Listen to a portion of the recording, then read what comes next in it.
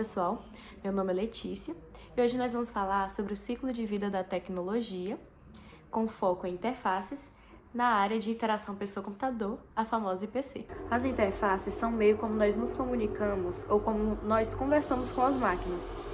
E IPC é a área que estuda essas interações. E como tudo que nós criamos, as tecnologias também, elas nascem, elas crescem, amadurecem e vêm a ser substituídas por outras. Nós usamos as interfaces o tempo todo, no telemóvel, no carro, nos computadores, e muitas vezes nós nem percebemos o quanto elas mudaram e melhoraram ao longo dos anos. Cada mudança que facilita a nossa experiência, ela não é por acaso. Na verdade, elas passaram por muitos testes, muitas pesquisas e observações para que essa tecnologia ela se torne cada vez mais fácil o seu uso, mais simples e confortável para nós utilizadores. Bom, para nós entendermos essa evolução constante, nós usamos o conceito de ciclo de vida da tecnologia, onde nós temos 4 fases. A primeira fase é a introdução, que é quando essa tecnologia ela surge e ela ainda está na fase experimental. Nós temos a segunda fase, que é o crescimento, que é quando ela se torna um pouco mais popular. Também temos a maturidade, o amadurecimento, que é quando ela se torna utilizado no dia a dia por quase todas as pessoas, quase toda a gente. E nós temos também a última fase, que é a fase do declínio ou substituição, que é quando surgem outras tecnologias que podem substituí-la. Um ótimo exemplo disso são os computadores. No início, para nós utilizarmos os computadores, nós precisávamos aprender, memorizar bem os comandos de texto. E o que não era tão intuitivo, não era tão legal ser usado pela maioria das pessoas. E com a criação das interfaces gráficas do Windows, por exemplo, com a criação de janelas, de menus, dos ícones, o uso do rato, facilitou bastante para que todas as pessoas, ou a maioria delas, pudessem usar. E com o tempo, o Windows ele foi criando uma maturidade, um certo amadurecimento sua interface para que se tornasse mais simples, um design mais limpo e moderno, facilitando a vida dos utilizadores. E tudo isso, pessoal, é para mostrar que o sistema operacional ele evolui sim, e evolui para atender às necessidades reais de seus utilizadores, tornando mais fácil, mais acessível e intuitivo. Olá pessoal, eu sou o Arthur e eu vou falar sobre outro exemplo de interface muito presente no nosso dia a dia, que são os smartphones.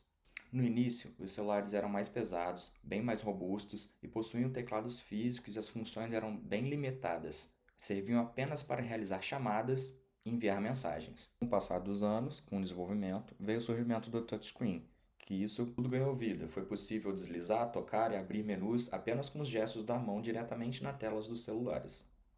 O Android e o iOS acompanharam essa mudança de forma diferente, cada um com a sua própria identidade. O Android apostou muito mais na personalização, central de notificações mais complexa, widgets personalizados, navegações por gesto, que substituem os botões físicos da época.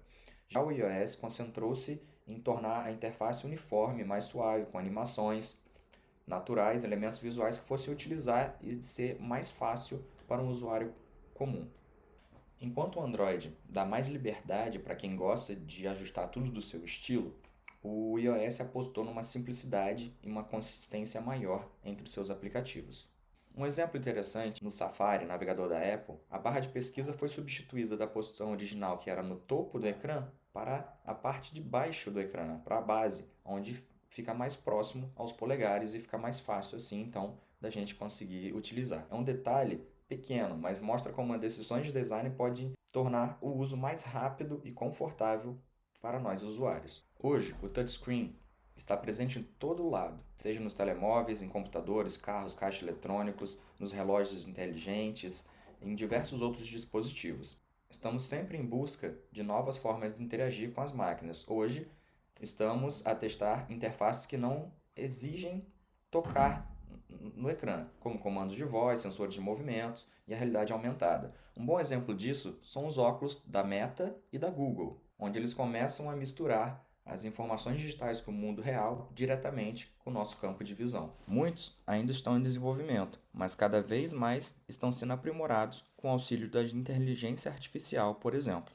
Com isso, nos mostram a possibilidade de um novo rumo, um novo ciclo de interação, novas interfaces, onde a tecnologia se adapta cada vez mais ao comportamento humano. Assim, cada passo do teclado ao touchscreen, do desktop ao telemóvel, das mãos ocupadas para as mãos livres, existe para tornar o uso mais humano, mais intuitivo e mais acessível, mostrando que a evolução acontece para nos servir melhor.